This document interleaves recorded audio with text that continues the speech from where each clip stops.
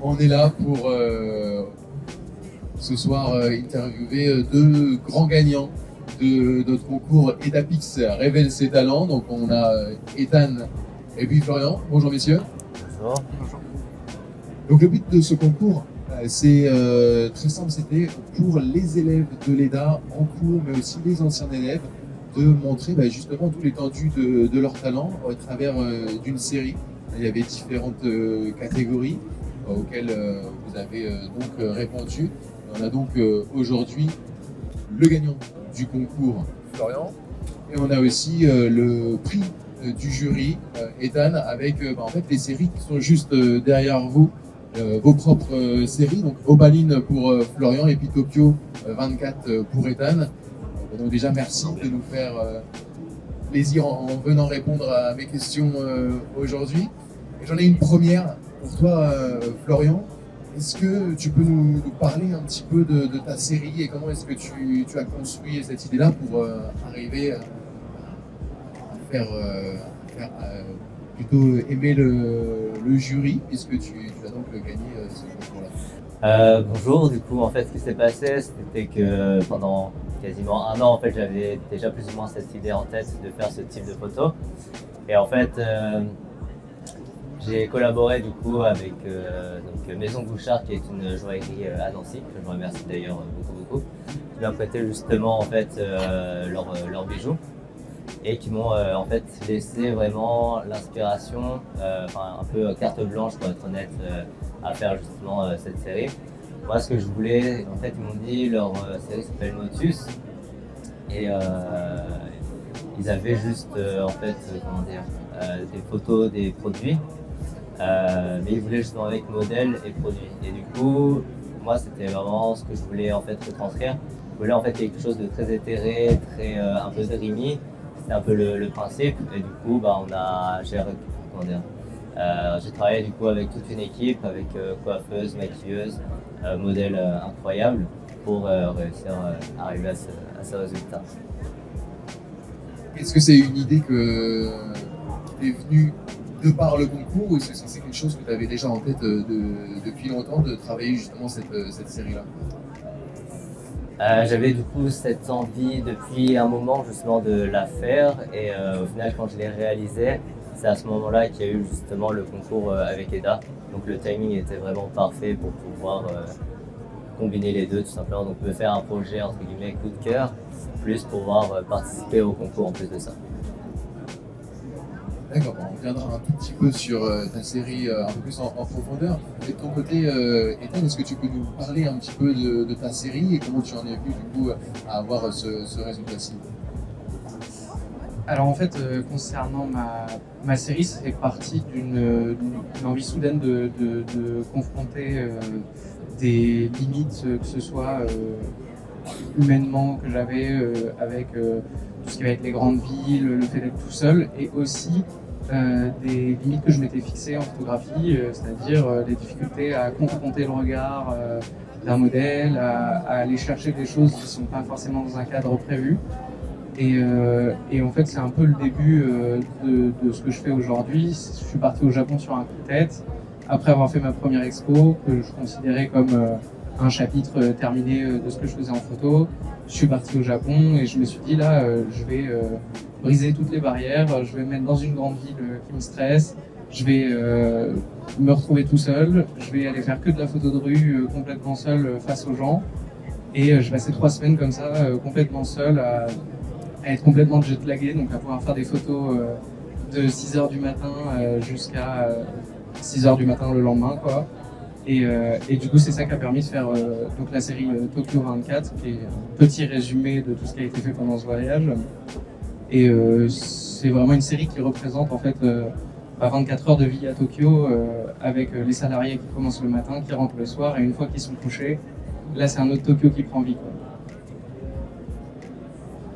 Moi, je trouve ça super marrant en fait de partir comme ça, de pouvoir se permettre de partir sur un coup de tête. Mais t'es parti sur un coup de tête avec pareil, cette idée déjà en tête sur la série comme elle est aujourd'hui, ou est-ce qu'elle s'est construite au fur et à mesure des journées sur place? J'imagine que quoi, en shootant 24 heures sur 24 quasiment, tu as dû avoir un sacré travail de tri pour faire cette sélection de seulement 6 photos. Comment est-ce que tu as abordé ce côté-là?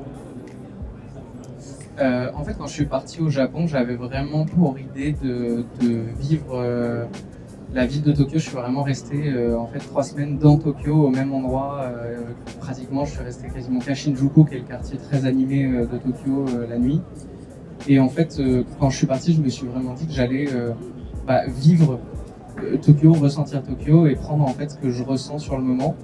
Mais j'avais pas d'idée précise de ce que je voulais faire. En fait, c'est arrivé très rapidement quand j'ai vu dans mes premières 24 heures sans dormir à quel point la ville change de visage super rapidement.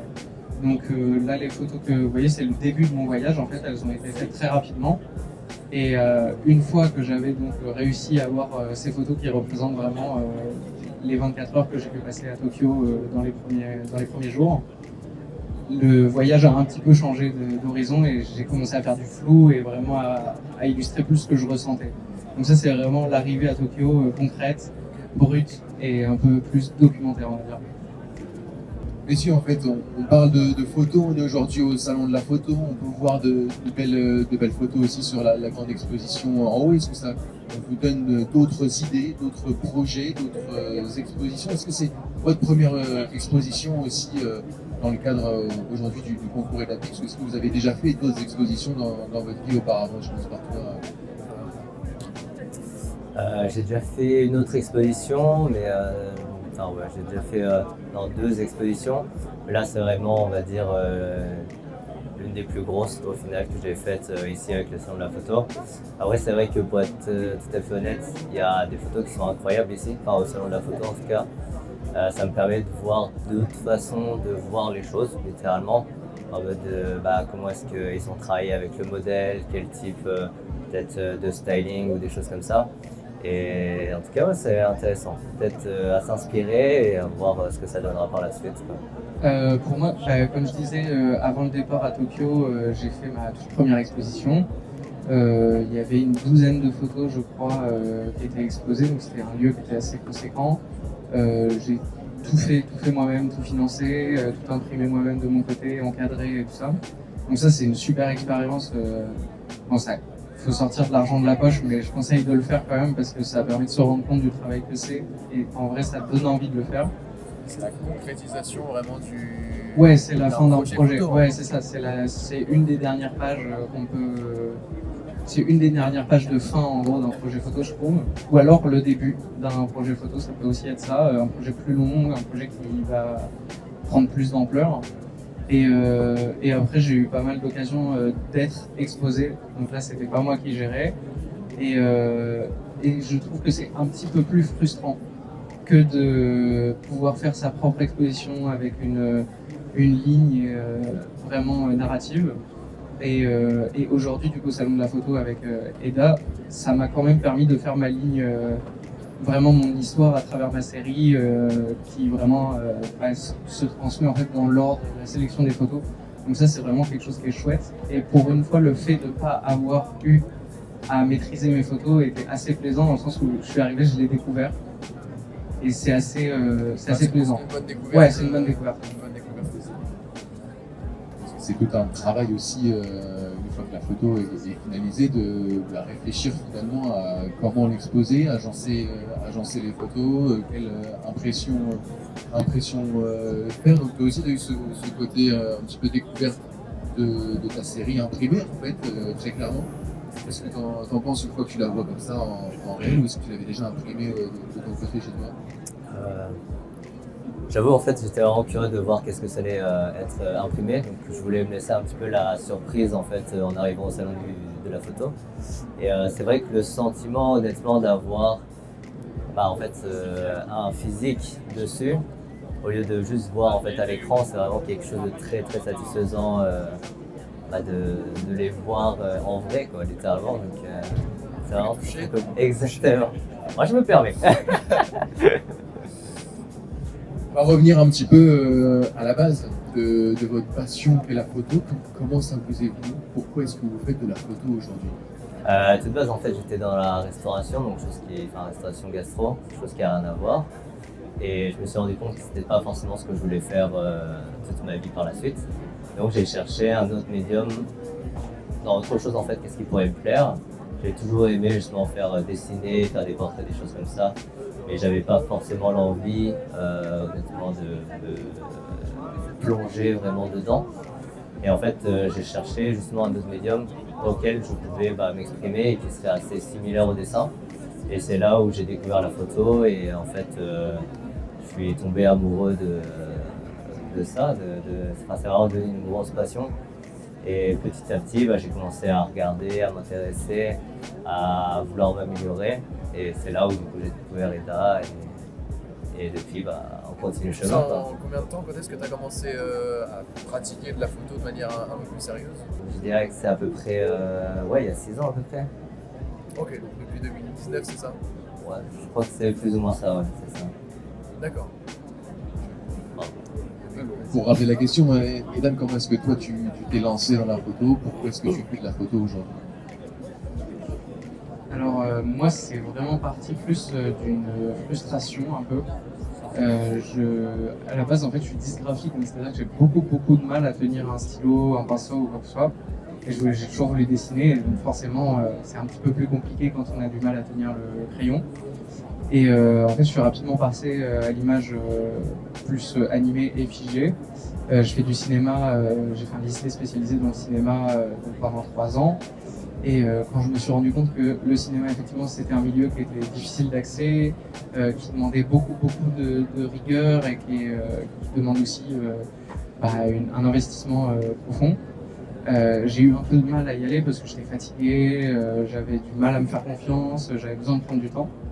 Et en fait, c'est vraiment en étant frustré de ne pas pouvoir dessiner dans mon coin, de ne pas pouvoir faire mes choses instantanément et réfléchi, que j'ai pris un appareil photo et je me suis mis tout de suite, en fait, c'est devenu obsessionnel. J'en ai fait tous les jours pendant 4 ans et j'ai fait tous les styles. À chaque fois que je faisais quelque chose, j'essayais d'aller le plus loin possible et dès que je commençais à le maîtriser, je m'ennuyais. Donc je prenais un autre sujet, un autre style de photo. Et en fait, oui, c'est venu comme ça. C'est passé d'une frustration à une obsession complète. Génial. Du coup, par cette obstination, tu as pu évoluer assez rapidement. Quand on parle de photos, on parle d'intention, on découvre ce pourquoi vous avez fait ces séries-là aujourd'hui. On a aussi beaucoup de questions, encore plus aujourd'hui au salon de la photo, sur du matériel. Alors on se pose la question aussi, quel matériel avez-vous utilisé pour faire ces photos-là, que ce soit l'objectif, que ce soit l'appareil photo? Est-ce que vous avez eu des doutes au niveau du matériel à utiliser, ou est-ce que c'est celui que vous utilisez toujours, depuis toujours, c'est un matériel récent? Quel matériel vous avez utilisé pour cette série-là? Alors du coup, moi j'ai toujours une préférence en fait. En fait, j'ai testé plusieurs choses, mais du coup je shoot avec le Sony A7 III et en objectif c'est le 70-200, mais pour cette série, ça dépendait un peu des portraits, mais je crois que j'ai tourné entre le 80 mm et le 110 mm, quelque chose comme ça. Focal fixe du coup? Non, du coup c'était variable, mais je restais en fait que sur celle-là. Donc peut-être qu'il faudrait que j'investisse dans une focale fixe. Mais ouais, du coup c'était ça.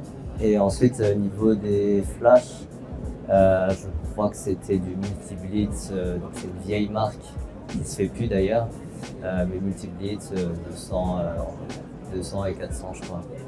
Ouais, voilà. Moi j'ai commencé avec un Canon 70D que j'avais acheté à un ami, vraiment Canon qui était en très mauvais état.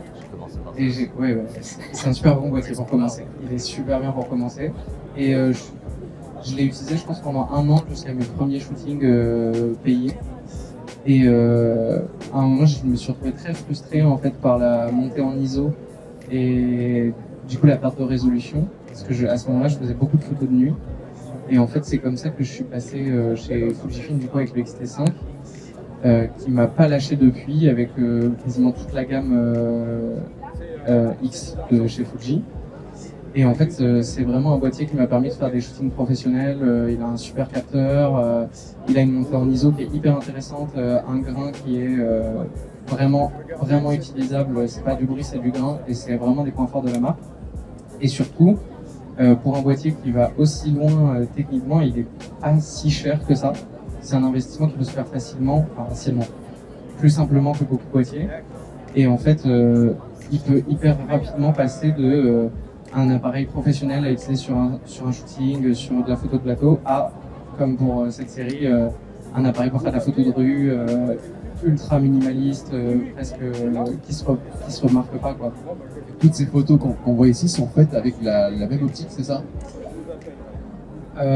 Pour toutes ces photos-là, non, je crois qu'il y en a. Alors, il y a un ultra grand angle, en tout cas pour celle-là, on verra pas l'image.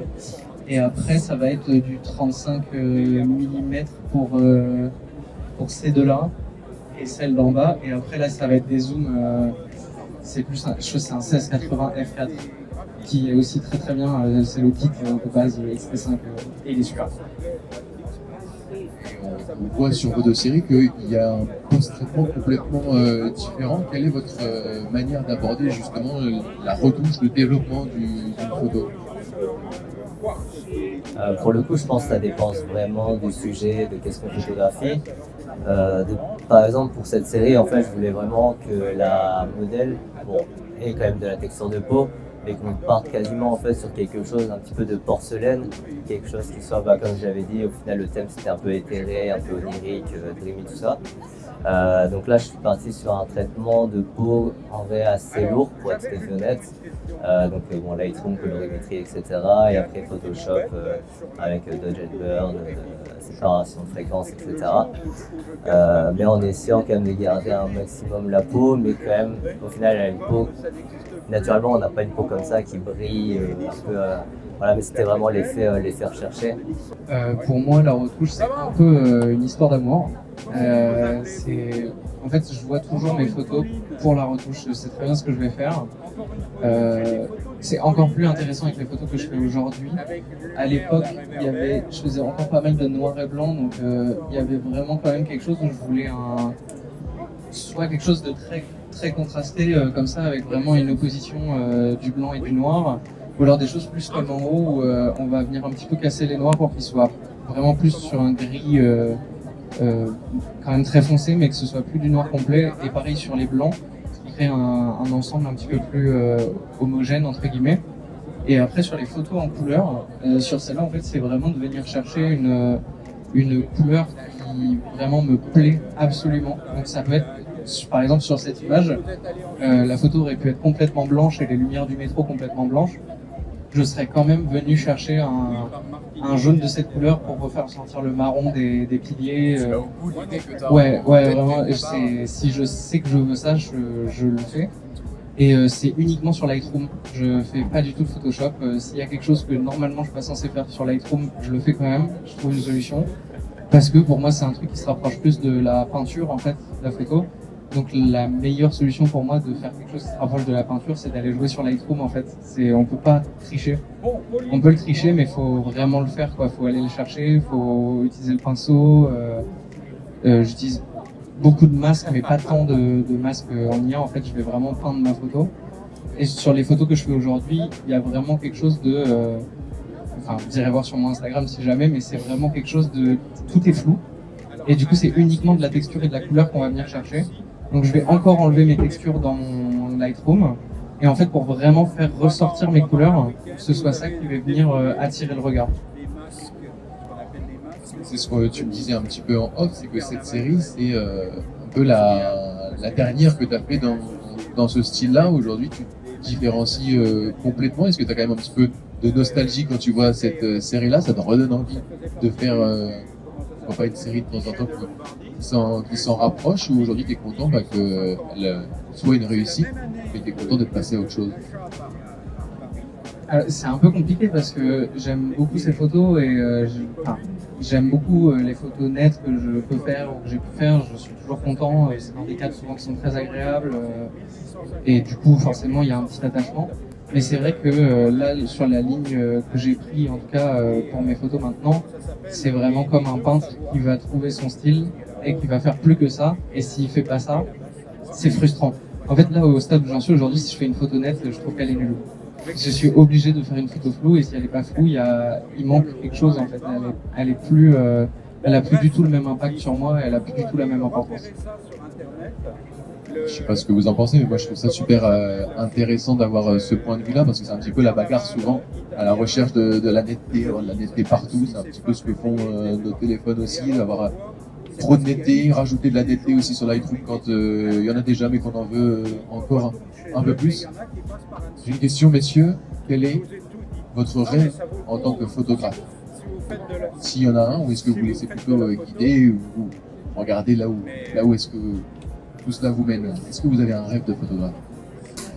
Du coup, j'ai effectivement un rêve de photographe. Ça serait peut-être en 2 temps, mais en gros déjà être en vrai publié dans Vogue, pardon, et être dans le top des photographes de mode mondial. Voilà, en toute simplicité.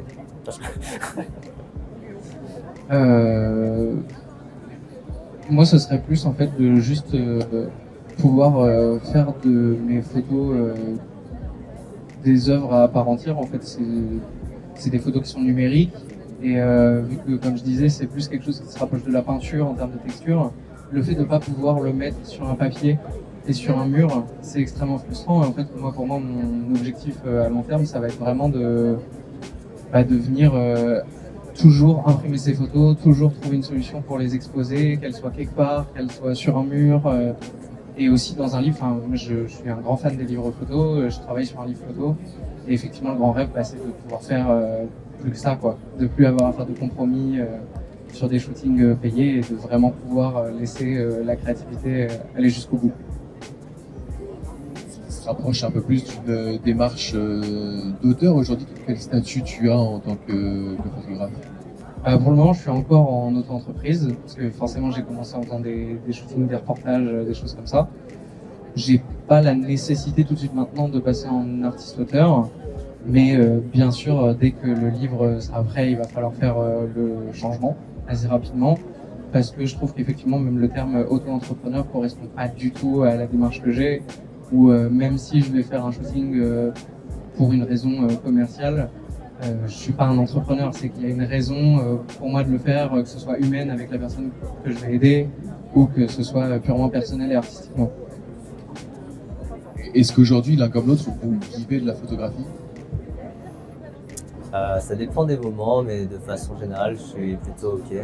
Je suis en mode de pas non plus faire des salaires incroyables, mais pour l'instant j'en vis et ça me suffit pour l'instant. C'est déjà ça, je suis assez content. Alors, pas du tout. Inattendu, n'est-ce pas? Parce que effectivement, en fait, j'ai vraiment complètement dérivé de ce qui rapporte de l'argent, en tout cas dans un premier temps. Tant qu'on n'est pas connu artistiquement, comme peut faire Jonathan Bertin avec son livre Impressionnisme, qui marche très très bien et qui est super chouette, c'est compliqué en fait de ramener des revenus sur des œuvres purement personnelles. Là où effectivement en fait j'ai pas envie non plus d'utiliser des photos autres pour gagner de l'argent. Pour gagner de l'argent, je préfère être pauvre et faire mes photos plutôt que d'avoir de l'argent et de plus faire mes photos. Merci pour cette honnêteté en tout cas. Ce qui nous réunit tous les trois aujourd'hui, c'est qu'on a un lien avec l'EDAPIX, avec la formation 100% à distance pour apprendre la photographie. Comment est-ce que vous avez découvert l'EDA et pourquoi vous avez fait ce choix de venir justement vous former par les services de l'EDA? Moi je suis arrivé je vous ai trouvé parce que littéralement j'ai tapé sur internet formation photo et vous étiez dans les premiers résultats tout simplement, donc très bon SEO. Du coup en fait ce qui était vraiment intéressant c'était que moi à tout bas je savais que je voulais faire que du portrait, donc j'étais vraiment focus que sur ça. Et ce qui était bien, c'était qu'on pouvait voir différents autres domaines, que ce soit culinaire, animalier, corporate, enfin bref, différents styles de photos et même l'approfondissement qu'il y avait autour était très intéressant. Et du coup, ça m'a permis justement d'ouvrir un petit peu ma vision des choses pour voir qu'il y a d'autres choses et d'autres façons en fait de travailler tout simplement. Je me souviens que je me suis un peu lancé dans la photo comme ça, je faisais rien, ça faisait un moment que j'avais du mal à me mettre à faire quelque chose. Et forcément, il a fallu trouver aussi quelque chose pour rassurer les parents. Donc c'est aussi passé par là. Et non, en fait, ça m'a vraiment permis de me dire, là, je viens de prendre une formation, je me suis inscrit, donc ça y est, je me lance, j'y vais. Et c'est vraiment surtout ça qui a été crucial, c'est que du coup, forcément, je me suis inscrit quelque part, donc maintenant, il faut y aller. Est-ce que vous auriez un conseil pour clôturer cette interview à des personnes qui hésitent à se lancer dans la photo, des personnes qui ont sûrement plein d'idées en tête, mais qui ont peur un petit peu du regard des gens, comme toi, Ethan, là, qui osent aller carrément dans un autre pays, dans un autre continent, pour aller faire des photos dans la rue alors que personne te connaît. Est-ce que vous avez un conseil justement pour toutes ces personnes qui hésitent, qui sont bourrées d'idées, mais qui ne franchissent pas le pas? En fait, il n'y a aucun conseil qui peut vraiment marcher, parce que c'est propre à chacun, c'est propre à ce que vous sentez capable de faire. Faut pas non plus se mettre en difficulté, comme je l'ai fait au Japon. C'est quand même ça. C'était l'extrême, c'était tout double. Mais c'est surtout en fait, si vous avez envie de le faire, faut le faire quoi. Et ça va pas marcher dès le départ. J'ai envie de dire pas forcément, mais ça va pas marcher dès le départ. Et si vous sentez que vous avez quand même aimé le faire, même si vous avez le sentiment que ça va pas marcher, il faut le refaire. En fait, je me dis que si déjà de base vous vous intéressez à la formation, c'est que vous avez quand même un attrait, un attrait pour la photo. Où il y a quelque chose en tout cas qui vous parle dans ce médium, que ce soit celui-ci ou un autre. Je trouve ça trop triste de se refuser à justement faire quelque chose qu'on aime. Alors que peut-être, comme a dit Ethan, peut-être ça va pas fonctionner dans l'immédiat. Mais le peut-être, c'est que si on ne teste jamais, on ne saura jamais effectivement que ça fonctionne ou que ça ne fonctionne pas. Et si du coup ça fonctionne, incroyable en vrai, c'est vraiment le truc que je souhaite à tout le monde. Et je pense qu'il n'y a pas plus meilleur sentiment que ça de se dire, entre guillemets, ça y est, j'y suis, j'y arrive et en plus de ça, je fais un truc que j'aime. Il y a tout à gagner à se lancer. Donc vous en êtes la preuve aussi. Est-ce que vous avez eu un petit peu d'hésitation ou est-ce que ça n'a même pas été une question pour vous en fait sur le moment de se lancer dans la photo? Est-ce que des fois vous avez des petits moments d'hésitation ou est-ce qu'à chaque fois vous foncez au bout de vos idées? Du coup, oui, il y a eu forcément. Je veux dire, la vie, c'est pas la vie en rose. Enfin bref, tout va pas bien. Alors effectivement, il y a toujours des moments où je me suis un peu posé des questions en mode qu'est-ce que je fous là, est-ce que c'est la bonne voie, parce que forcément j'ai eu des moments un peu compliqués. Mais quand je repense à d'où est-ce que je viens, parce que comme je disais, je viens de la restauration et vraiment je ne me voyais pas faire ça toute ma vie, entre guillemets, je fais des gros guillemets, mais j'avais pas le choix en fait que de continuer parce que jamais la vie je retournerais là-dedans. Et comme disait un peu Ethan, je me vois pas faire, en tout cas actuellement, je me vois pas faire autre chose que de la photo pour être honnête. Du coup, moi, c'est un petit peu tout ce qui fait le fait que je fais de la photo. Parce que en fait ça marche par doute, presque abandon complet de j'y arrive pas, ça va pas le faire parce que je trouve que ce que je fais est redondant, que le style n'est pas du tout à la hauteur de ce que j'aimerais faire, que j'ai pas encore trouvé le meilleur visuel que je peux, j'ai du mal à atteindre ce que j'ai envie. Et en fait, du coup après cette grosse période de doute, c'est vraiment un cycle, après cette grosse période de doute, il y a forcément une période d'obsession où j'ai eu un déclic et j'étais frustré d'avoir douté, d'avoir arrêté, d'avoir pris du temps et c'est reparti et c'est comme ça à chaque fois. Donc effectivement, c'est ce que je disais tout à l'heure.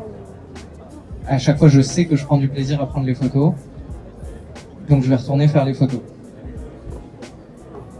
Parce que tu connais du coup ce sentiment de plaisir, de travail accompli ou de satisfaction sur les photos faites. Vraiment un dernier mot pour finir cette interview. Par rapport à l'EDA, si vous deviez choisir un mot ou quelques mots pour décrire l'EDA et peut-être remotiver certains élèves qui seraient peut-être un petit peu en difficulté dans la formation, un petit mot pour l'EDA, pour décrire l'EDA et votre expérience à l'école. Pour moi, c'est un super bon socle technique.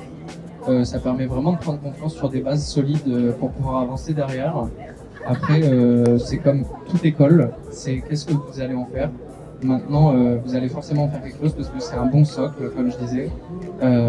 Ça permet de connaître ses bases, ça permet d'avancer et c'est des choses qui vont... En fait, c'est tellement des bases importantes qu'elles vont vous servir toute votre vie. Donc il faut bien aller les chercher quelque part. Du coup, moi je dirais que ça aide vraiment en fait à se professionnaliser par rapport justement aux différents modules, comment est-ce que vous avez justement préparé le parcours et aussi vraiment la bienveillance. Ce qui se passe, c'est que des fois on a du mal sur des exercices ou des fois on a des questions qui n'ont rien à voir avec le cours mais sur la photo en général. Et je sais qu'à chaque fois que je vous ai contacté, et je suis pas le seul à avoir eu ce retour, mais à chaque fois que je vous ai contacté, vraiment j'ai eu une réponse très réactive et qui répondait à ma question, voire des fois plus avec justement des fois des informations où moi je pouvais aller chercher un peu plus en profondeur, quoi. Donc un grand merci.